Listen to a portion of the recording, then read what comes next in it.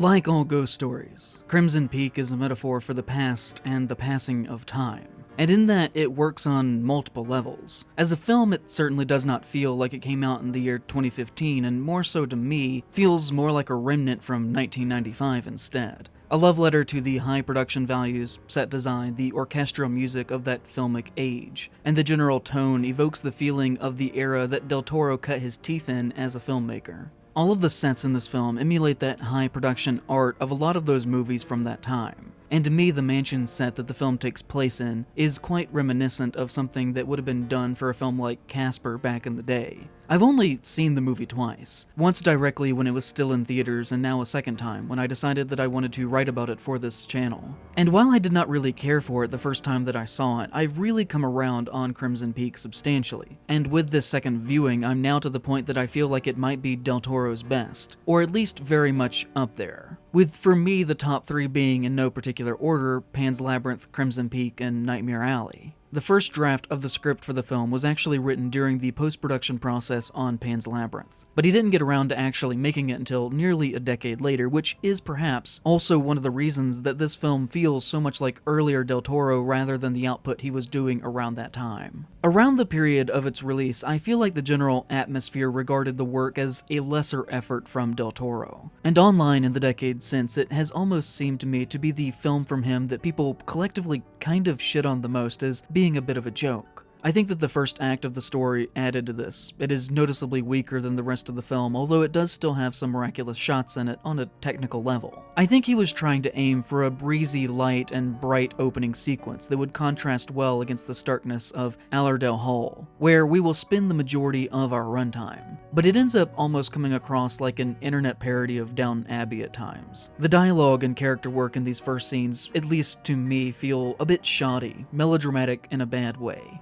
I guess the word I would be looking for is inauthentic, which is rare to find within Del Toro's filmography as a whole, but in my eyes can certainly be felt right here in these moments. But upon revisiting the film for this video, my opinions have very much changed as to what this brings to the table, and I found myself able to overlook some of the failings of the first quarter.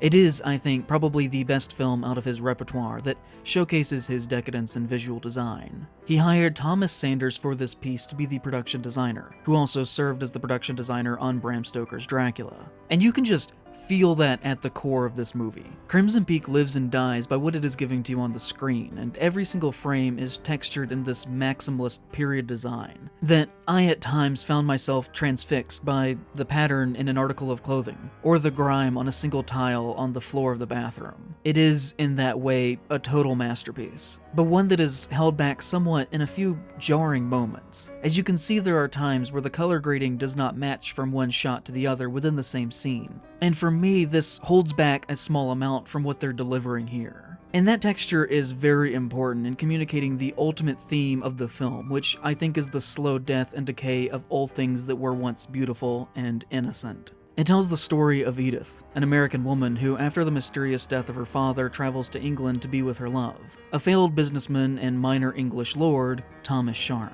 whose only real form of wealth and prosperity comes in the form of the vast amounts of liquid red clay that rest beneath his estate.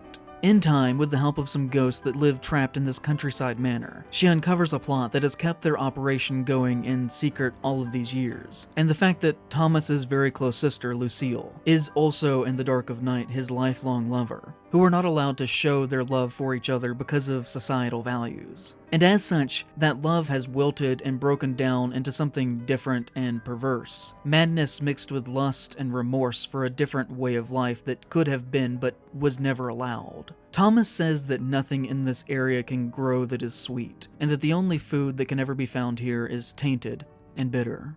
The ghost of their desire to be together has broken down everything here, symbolically shown in the destruction of their familial home, but also in things such as the ghost who no longer has a face, something that was once a person, and was once this beautiful thing, who now is just a memory of a husk of what it once was before its life and a future was taken from it. And in this, Crimson Peak is more about blood than anything else. The blood of the ghost that they had to spill to keep their secrets safe. The blood that Thomas and Lucille share within each other's veins. The blood-red earth that this estate sits crumbling upon and sinking into. that can no longer be hidden and even seeps up through the floorboards and the snow, eventually sucking all evidence of this family's existence down with it. The perversion of a relationship that Thomas and Lucille share together, and the things that they must do to keep it a secret are spiritually eating away at everything in their lives. And this is reflected within every single aspect of the visual design of the film.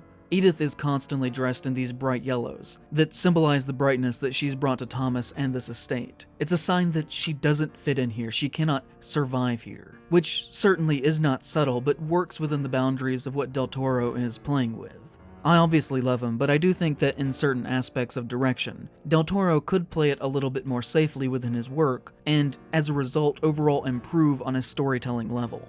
A more disciplined filmmaker, I think, would not include what I consider the worst shot in the film, in which Lucille clutches the keys in malice when Edith walks out of the room after the two have a conversation about Edith wanting her own set of keys.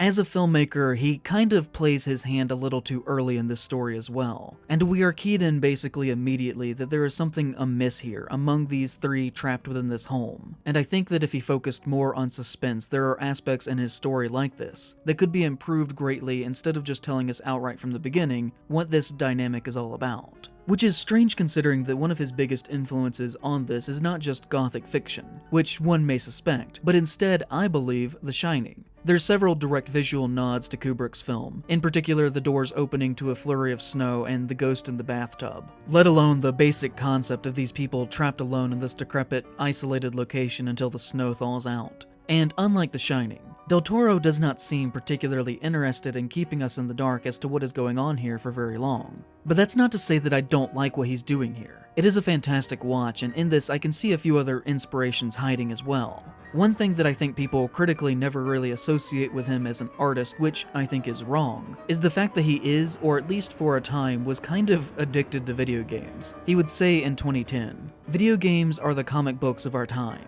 It's a medium that gains no respect among the intelligentsia. They say, oh, video games. And most people that complain about video games have never fucking played them. They are an art form, and anyone saying differently is a little out of touch, because they are a narrative art form." And I think looking at Crimson Peak in this light can kind of inform how we think about the film and how Del Toro thinks about story. Because at least to me, the entire work is very survival horror coded.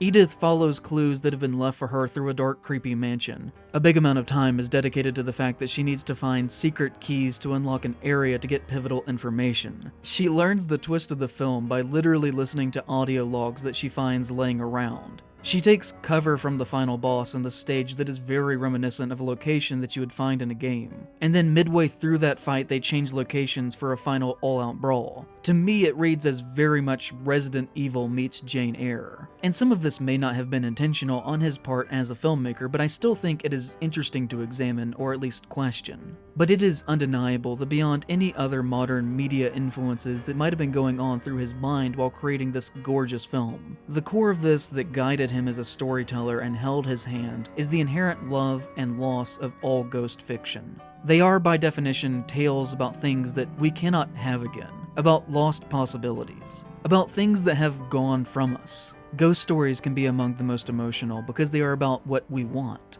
about things that may have been stolen from us, about the inevitability of change, and sorrow for our own actions, that through love have caused us to act in ways that may be uncharacteristic, but still are things that cannot be taken back.